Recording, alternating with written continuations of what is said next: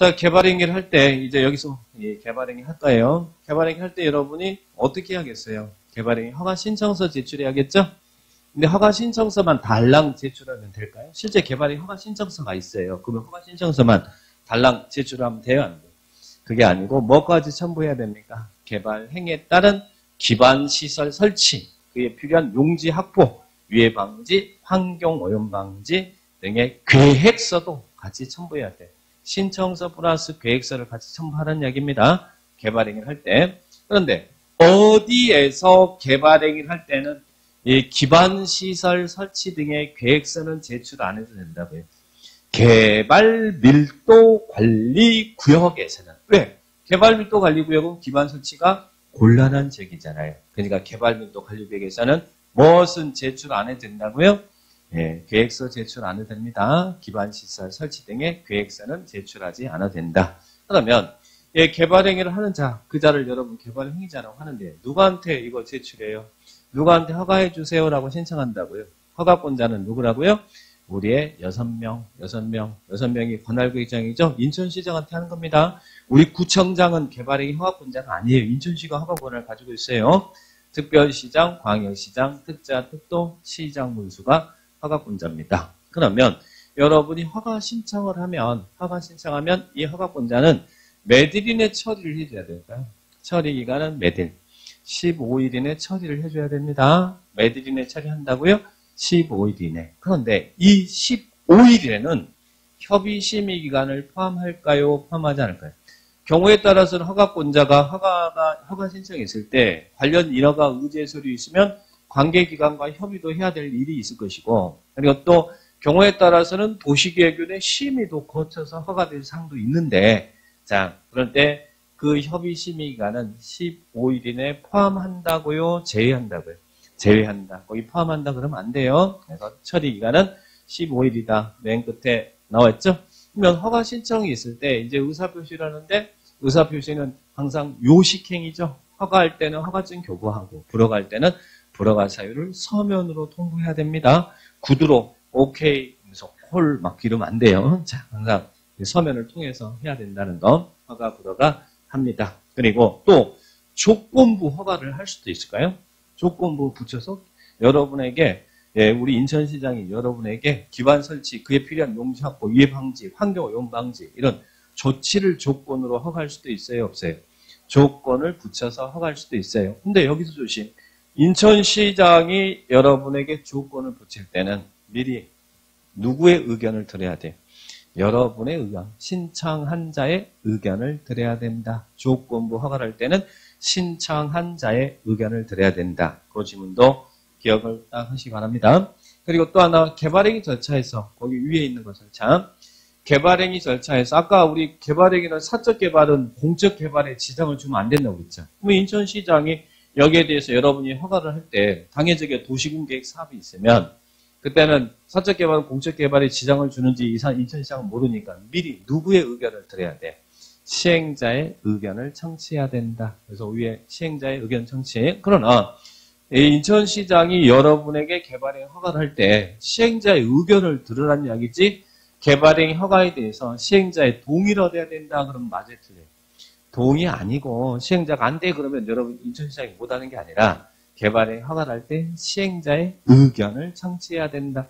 의견 청취하고 동의는 완전 다른 개념이에요. 자, 그러니까 시행자의 의견을 들어야 된다. 해보시고. 그러면 또 위에 절차 보세요. 개발행위 허가 신청이 있으면 우리 인천시장은 여러분에게 개발행위 할 때 주민의 의견을 청취해요? 주민의 의견 청취 없어요? 여러분이 주민인데 누구 의견 청취? 주민이 아니라 시행자의 의견을 듣는다는 이야기죠. 그리고 또 개발행위 허가를 할 때 인천시 의회 의견을 들을까요? 그건 아니잖아요. 지방의회 의견 청취가 없습니다. 그러니까 주민과 지방의회 의견 청취가 없다. 나중에 뒤에서 막 주민 지방의회 의견 청취 막 또 나오거든요. 근데 개발행위 절차에서는 시행자의 의견 청취가 있고요. 그리고 일정 사항에 대해서는 협의 심의 이런 과정이 있더라. 그래서 맨 위에 거기 개발행위 절차 그래서 주민 의견 청취 없고 지방의회 의견 청취 없고 시행자 의견 청취 있고 또 심의 협의 있고 이렇게 절차를 정해봤습니다. 자, 그러면 보시면 되겠고요.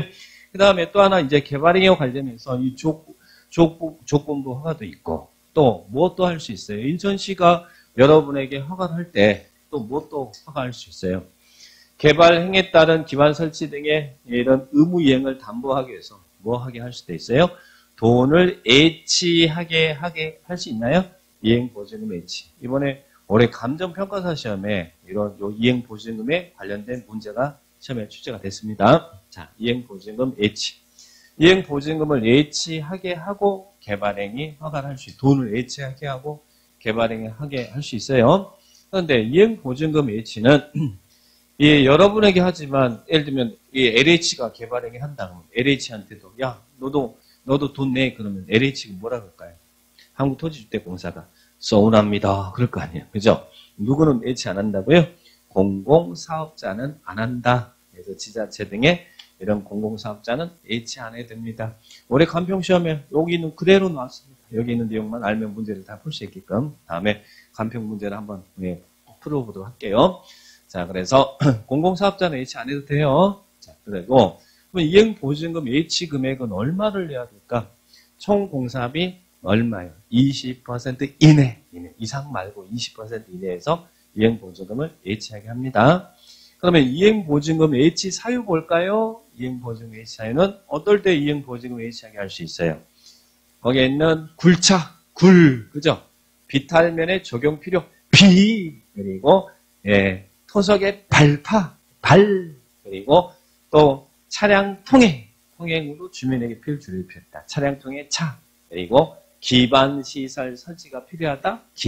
이행보증금 예치 사유는 뭐라고요? 굴비 발차기,